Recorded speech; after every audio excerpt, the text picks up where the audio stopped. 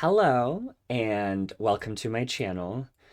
Chances are that you're probably wanting to learn a little bit about budgeting and financing.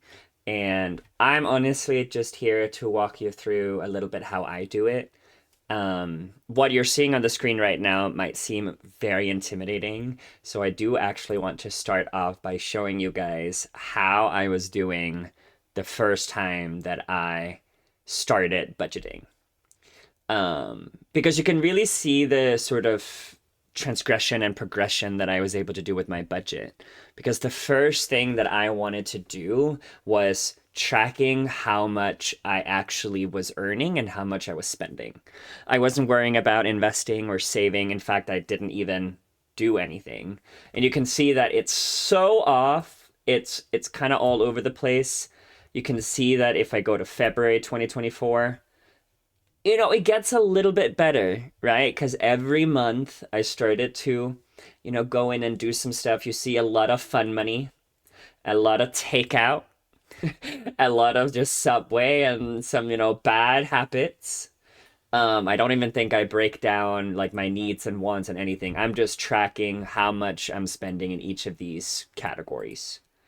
And, it's not very thorough. But this was my starting point, right? And to be honest, it was the hardest thing that I had to do because I felt so embarrassed. I felt I was spending a lot of money. You can't, I'm gonna pull it up again because you'll see that I was earning 6,500 and I was spending more than that. And this number is actually incorrect. I think it's a lot more, but I just got so embarrassed that I didn't put in all of my, you know, expenses. So this was my starting point. What I've really been able to do is about every 3 to 6 months, I look at, what is it that I want out of my budget and where is it that I want to be. So what I'm showing you right now is my June budget. It is the beginning of July 2025, so I want to put up a new budget. And I want to show you actually how simple it can be. I do have two types of sheets. So the first thing that I always do is I just duplicate this sheet. So you can see that I just duplicated it. I just changed it to the next month. And everything is technically as it is, but I usually just clean this table, which is essentially my logs, right? Think about it as that's really where I, do my tracking of the items that I do on a daily or weekly basis. The first thing I always do is I change the month here. And you might think, oh, there's so much that you have to do in order to change, your current budget. Also, please let me know if you can think of any other graphs. It's like a placeholder because I don't know what to do, right? But some of the graphs that I like to look at is what is my breakdown of my budget, right? What is my fixed expenses? It's always at around 60% because rent is, whew, it's expensive here. I have variable expenses and then savings and investments I like to keep separate. I look at investments at really long-term sort of investment and savings of more short-term things that I benefit from. Over here, you saw it more in the June one, but you actually see the breakdown of the actual budget breakdown. So you can see for the month of June, I actually spent less on my fixed expenses. It might have been that my rent was a little cheaper, my utilities, I didn't spend too much. Savings and investments are always the same because I budget essentially and I put it in. But you can see that my variable expenses were actually a little bit more expensive. So I splurged a little bit more than I maybe should have. I also have the same in sort of a bar chart, right? Just want to see how were my actuals versus budgets, just a comparison. You can see that I actually spent $8 on transportation, even though I shouldn't have. I went out a little bit more. The red one is showing my actuals, but I spent less money on my fun money. So, that's pretty good. The first thing that I do here is I break down my budgets into the 4 categories, which is my monthly income, my savings and investments, my fixed expenses, and my variable expenses. Now, you might say, oh my God, are you gonna you know, these, are you gonna, put them in every single month, right? Are they gonna change? And the answer is yes, and the answer is no. I have this annual tracker where I essentially track how much I'm predicted to earn every single month. The reason July is green is because I've gone through and validated the numbers that these are the numbers that I want, and I mark it green when it's ready.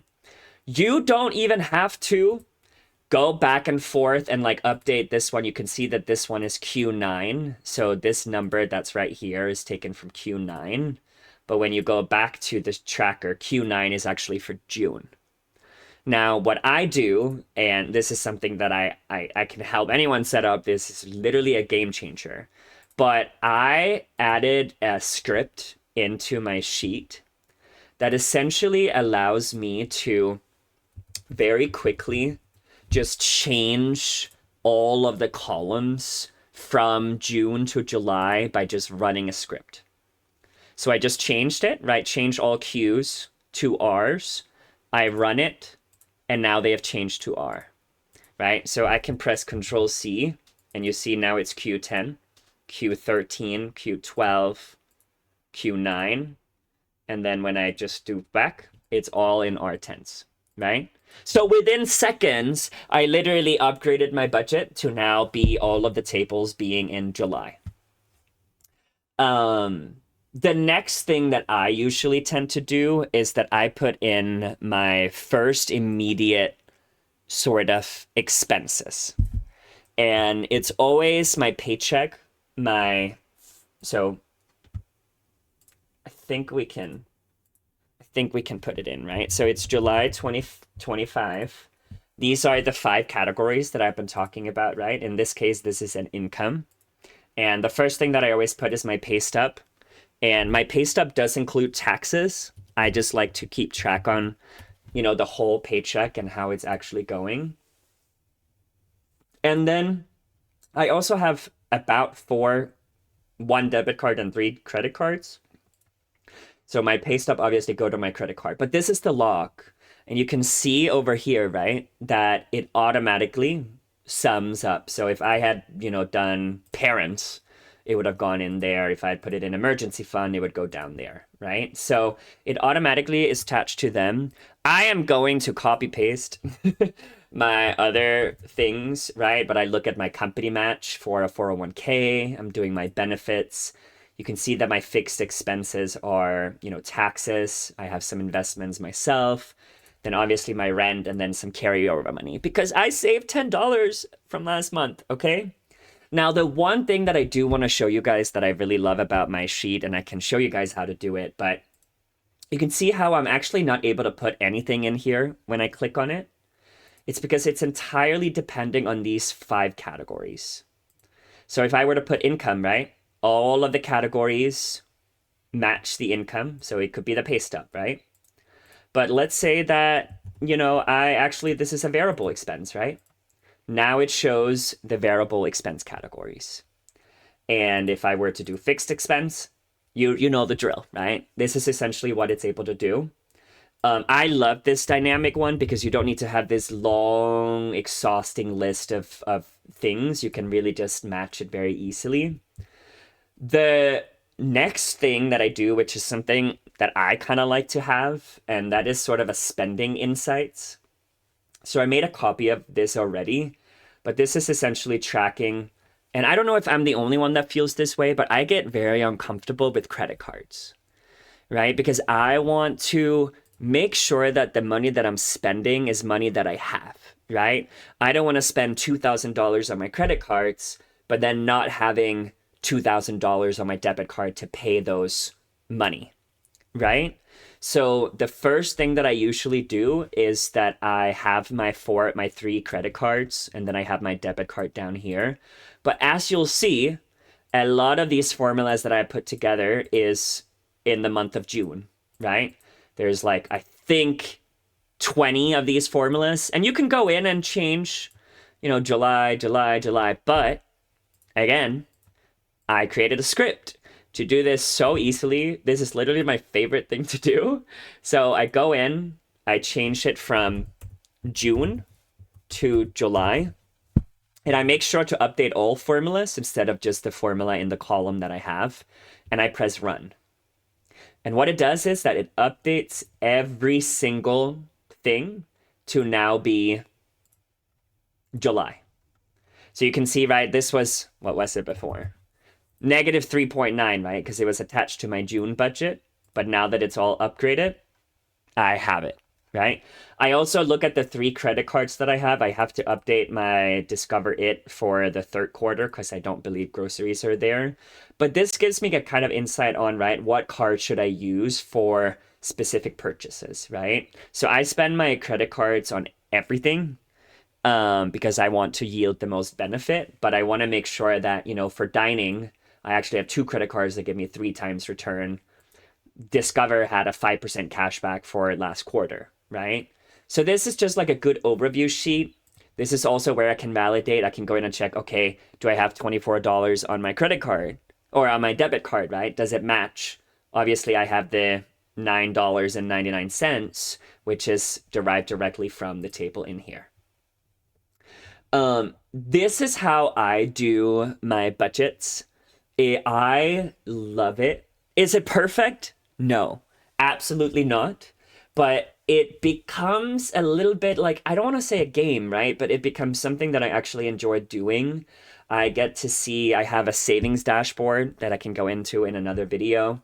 I have an investment tracker. I'm really spending time and energy and effort into something that just a year ago, right? Guys, you saw how it looked like, right? And this is not awful. I loved myself when I made this sheet, like who I was in February of 2024. That person is the reason I have a sheet like this today. Right? So if you're watching this video and you're like, "Oh my God, I'm never going to be able to make a sheet like this." Think about making a sheet like this. Right? Google Sheet is free. Setting up scripts are free. Starting this financial journey, the hardest part is doing it and starting. Which is also why this is technically my first YouTube video on this account, but I'm so passionate in wanting to talk and meet like-minded people who, by the way, I started investing and saving so late. I'm not 18 years old coming from a rich family, right? Like I am an immigrant in the United States. I have no one to help me with this but myself. So this is just me taking ownership and being disciplined in the life that I want to create for myself. And it really just helps me feel more at ease. The one thing that I find joy in doing these things is I can actually spend fun money without the guilt. Like I can go and get a boba and not have to feel guilty by the fact that I'm getting a boba because I used to do that, right? I'm like, I have no idea how much money I have. Like all of those anxieties and worries, they're not gone, but they're more controlled in a way that I can actually take ownership of this. Um, Let me know if you have any questions. Let me know if there's any other sort of topic I can talk about. I'm a yapper, so I would love to go into any other topics that you guys want me to talk about. And feel free to leave a comment with your thoughts if you want help on setting up your own budget. Honestly, I would be more than happy to set up a 30-minute call for free. I'm not going to charge anything for anyone, where we can just talk about, well, what is it that you want, right? What kind of budget are you envisioning? Where are you? I love facilitating those conversations. So if that's something that you would like, let me know in the comments. And I really appreciate it, and stay tuned for the next video.